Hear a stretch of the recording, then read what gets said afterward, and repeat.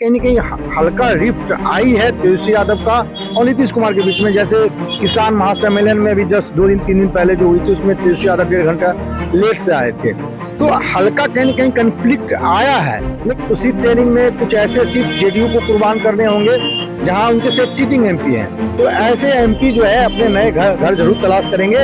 लेकिन जहां तक मेरी राजनीतिक समझ है, मैं बिहार को समझता हूं कि कोई भी विधायक अभी नीतीश कुमार से टूट के उपेंद्र कुशवाहा के साथ नहीं जाएंगे। यदि पार्टी उनको निष्कासित करती है तो जो टैली है वो घट के आ जाएगा और बीजेपी सिंगल लार्जेस्ट पार्टी हो जाएगी। तो ये भी मैं एक प्रॉब्लम समझता हूँ। और दूसरा, जगदानंद सिंह की जो वफादारी है लालू परिवार के प्रति या उनकी एक मतलब कर्तव्य निष्ठा है, उसको कहीं न कहीं मुझे लगता है कि तेजस्वी यादव तरजीह दे रहे हैं। लेकिन सुधाकर सिंह आगे भी इस प्रकार का बयान देते रहेंगे तो कहीं न कहीं राजद के लिए परेशानी होगा और आगे इनको कार्रवाई करनी ही होगी। और आपने सही कहा, किसी त्यागी हो, संजय झा हो, ऐसे कई बड़े नेता हैं, उन्होंने बयान दिया है कि नोटिस पीरियड के बाद कार्रवाई कब होगी। नमस्कार, आप देख रहे हैं 4 PM और मैं हूं अभिषेक मिश्रा।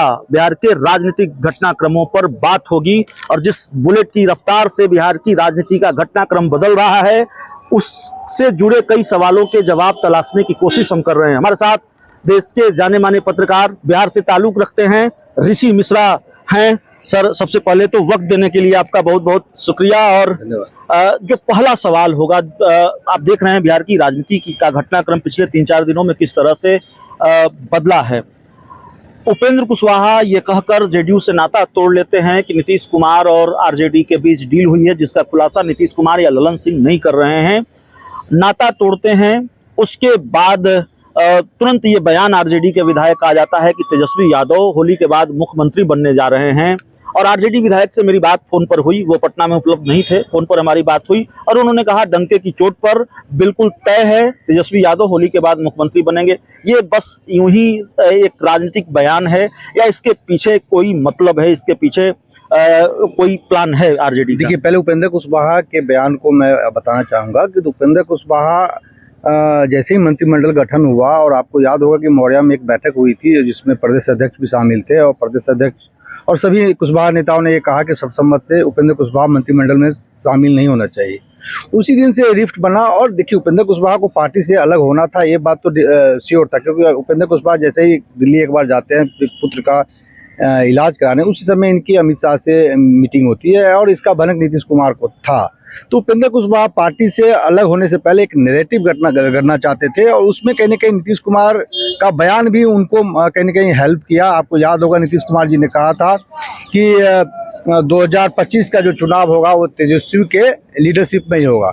इसी नैरेटिव को उन लोगों तक पहुँचाने के लिए जो कहीं न कहीं पुराने लोग हैं और आरजेडी के साथ पार्टी के मर्जर से या तेजस्वी के लीडरशिप से कहीं न कहीं उनको ऐतराज है, उन्हीं लोगों को साधने के लिए उपेंद्र कुशवाहा ने इस प्रकार का बयान दिया था कि इनके बीच डील क्या हुई थी। सवाल यह है कि उपेंद्र कुशवाहा भी संसदीय बोर्ड के चेयरमैन थे और पार्टी के नंबर 2 या 3 के नेता थे, तो उनको भी डील की जानकारी रही होगी। लेकिन बात पॉलिटिकली है और पॉलिटिकली नीतीश कुमार को घेरने का काम उपेंद्र कुशवाहा ने एक अपना नैरेटिव सेट करने का काम किया। जहां तक विजय मंडल साहब का बयान आपने बताया कि होली के बाद तेजस्वी यादव मुख्यमंत्री बनेंगे, ऐसा मुझे नहीं लगता है, क्योंकि नीतीश कुमार और तेजस्वी यादव का जो एक मेंटल डेवलपमेंट है या कंफर्ट जोन जो दोनों नेताओं के बीच में डेवलप हुआ है, उसमें मुझे लगता है कि 2024 लोकसभा चुनाव से पहले कोई भी राजनीतिक उथल पुथल नहीं होगा। नीतीश कुमार भी जानते हैं और तेजस्वी यादव भी जानते हैं कि दोनों एक दूसरे की जरूरत है। जो सामाजिक समीकरण इन दो बड़े पार्टियों के आने से होता है, उससे बीजेपी बेचैन है। और आपको ये देखते होंगे कि सुशील मोदी हो या बीजेपी के जितने भी बड़े नेता हों, चाहे राज्य के नेता हों या राष्ट्रीय नेता हों, वो ऐसे बयान बार बार दे रहे हैं ताकि ये गठबंधन में कहीं न कहीं खटास आए। हालांकि यदि आप बॉडी लैंग्वेज देखेंगे विगत 3-4 दिनों का, तो कहीं न कहीं मुझे लगता है कि कहीं न कहीं हल्का रिफ्ट आई है तेजस्वी यादव का और नीतीश कुमार के बीच में। जैसे किसान महासम्मेलन में भी जस्ट 2 दिन 3 दिन पहले जो हुई थी उसमें तेजस्वी यादव 1.5 घंटा लेट से आए थे, तो हल्का कहीं न कहीं कन्फ्लिक्ट आया है। लेकिन इतना कन्फ्लिक्ट नहीं आया है कि सरकार सरकार जो ये गठबंधन टूट जाए या तेजस्वी यादव ऐसा कोई पॉलिटिकल स्टेप ले जिससे कहीं ना कहीं जेडीयू में टूट हो और तेजस्वी यादव अपने बल पर सरकार बनाए। इस प्रकार का मुझे लगता है राजनीति परिस्थितियां नहीं बनी है। एक पोस्टर लगाया गया है भारतीय जनता पार्टी की तरफ से आज पटना में, और उसमें नीतीश कुमार को कुर्सी बचाने की चेतावनी दी गई है। उन्होंने कहा कुर्सी तो बचाएं पहले। इस पोस्टर में ये लिखा गया है। तेजस्वी यादव और नीतीश कुमार का कार्टून उस पोस्टर में बनाया गया है। उपेंद्र कुशवाहा के सहारे जेडीयू तोड़ने की कोशिश बीजेपी कर सकती है।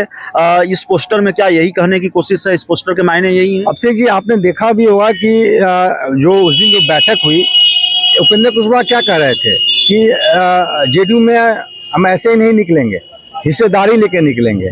और क्या हुआ उस दिन? उनके साथ एक दो पूर्व एमएलए और सीतामढ़ी से जो एमएलसी हैं महतो साहब थे। महतो साहब का कार्यकाल पूरा हो चुका है, आप भी जानते हैं, 6-7 महीना या हार्डली 1 साल उनका बचा हुआ है। और उनकी जो राजनीतिक महत्वाकांक्षा है, पिछले बार भी उपेंद्र कुशवाहा उनको कॉन्फिडेंस में लिया था कि आपको हम क्या कहते हैं सीतामढ़ी से चुनाव लड़ाएंगे, और काफी पैसा उन्होंने खर्च भी किया था। और इस बार भी मुझे लग रहा है कि जो 3-4 सीटें बीजेपी ने उनसे वादा किया है, हो सकता है सीतामढ़ी उन सीटों में हो। इसलिए रामेश्वर महतो या अन्य 2-3 नेताओं के अलावा आप देखिए कोई भी विधायक इनके पक्ष में अब तक नहीं आए हैं। हाँ, राजनीति में कुछ फिक्स नहीं होता है। हो सकता है 2024 लोकसभा चुनाव आते आते कुछ नेता टूटे, और जेडीयू से कुछ नेता टूटेंगे भी, ये संभावना है। क्योंकि आप देख रहे हैं कि महागठबंधन में 7 पार्टियों का गठबंधन है, तो सीट शेयरिंग में कुछ ऐसे सीट जेडीयू को कुर्बान करने होंगे जहां उनके सीटिंग एमपी हैं। तो ऐसे एमपी जो है अपने नए घर जरूर तलाश करेंगे। लेकिन जहां तक मेरी राजनीतिक समझ है, मैं बिहार को समझता हूं कि कोई भी विधायक अभी नीतीश कुमार से टूट के उपेंद्र कुशवाहा के साथ नहीं जाएंगे, और सरकार मुझे लगता है 2024 तक चलेगी। एक बात आपने कही कि अभी वैसा कुछ नहीं है महागठबंधन में, लेकिन थोड़ा बहुत दरार आया है। 2 घटनाओं का जिक्र, 2 बातों का जिक्र करना चाहेंगे। एक तो बिहार के शिक्षा मंत्री हैं प्रोफेसर चंद्रशेखर, उन्होंने रामचरितमानस को लेकर एक बयान दिया था, और बिल्कुल इस बयान के खिलाफ जेडीयू ने मोर्चा खोल दिया था अपने ही सहयोगी आरजेडी के खिलाफ, आरजेडी के विधायक और आरजेडी कोटे के मंत्री प्रोफेसर चंद्रशेखर के खिलाफ। दूसरा मामला सुधाकर सिंह का है। सुधाकर सिंह पर जेडीयू कार्रवाई चाहती है। केसी त्यागी बिल्कुल आक्रामक होकर कह चुके हैं, 3 दिन पहले उनका बयान है कि आरजेडी को कार्रवाई करनी चाहिए। लेकिन सुधाकर सिंह के खिलाफ कार्रवाई में देरी हो रही है या कार्रवाई नहीं हो रही है। सुधाकर सिंह लगातार नीतीश कुमार के खिलाफ बोल रहे हैं। फिर ये जो बयानबाजी है, इसका असर क्या होगा? देखिए, बात बिल्कुल सही है कि जो जगदानंद सिंह के पुत्र हैं उनको नोटिस दिया गया था। मजबूरी देखिए, दो बातें हो सकती है। जो सुधाकर सिंह जो बयान दे रहे हैं उसके पीछे, पर्दे के पीछे कहीं ना कहीं आरजेडी के जो पार्टी हाईकमान है वो है, या तेजस्वी यादव दबाव में है कि जगदानंद सिंह के पुत्र है। और दूसरी एक मजबूरी ये भी हो सकती है कि वर्तमान स्थिति में आरजेडी जो है सिंगल लार्जेस्ट पार्टी है। यदि विधायक यदि पार्टी उनको निष्कासित करती है तो जो टैली है वो घट के आ जाएगा और बीजेपी सिंगल लार्जेस्ट पार्टी हो जाएगी।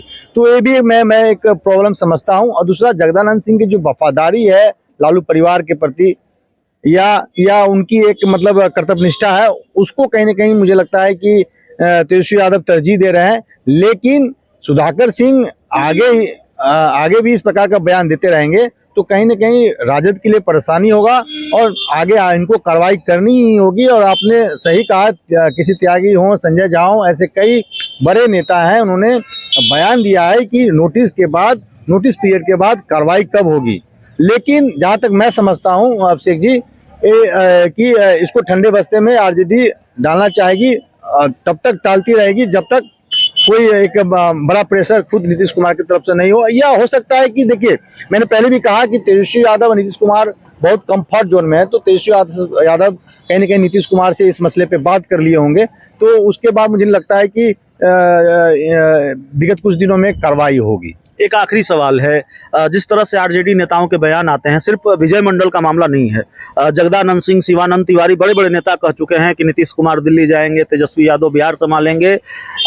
ठीक है, अभी केमिस्ट्री बहुत अच्छी है तेजस्वी यादव और नीतीश कुमार की, लेकिन आरजेडी कब तक पेशेंस रख पाएगी तेजस्वी यादव की ताजपोशी के लिए? देखिए, तेजस्वी यादव यंग हैं, वो हड़बड़ी में नहीं है। हाँ, उनके जो सेकेंड लाइन थर्ड लाइन जो लीडरशिप है, इस प्रकार के बयान देते हैं ताकि आला कमान के नज़र में उनकी जो है कद बढ़े।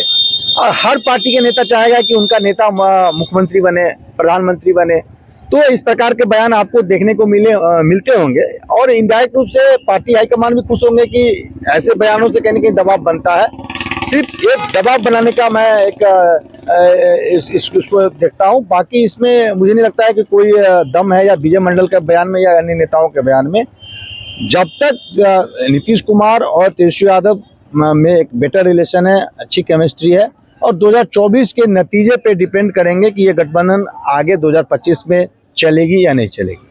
देखिए, हमारे साथ वरिष्ठ पत्रकार ऋषि मिश्रा थे और पूरी चर्चा का लब्बो-लुआब यही है कि ठीक है 2023 में छोटे मोटे खेल तो होते रहेंगे, लेकिन 2023 में या 2024 से पहले किसी बड़े खेल के आसार नजर नहीं आ रहे हैं। कोई बड़ा खेल नहीं होने जा रहा है।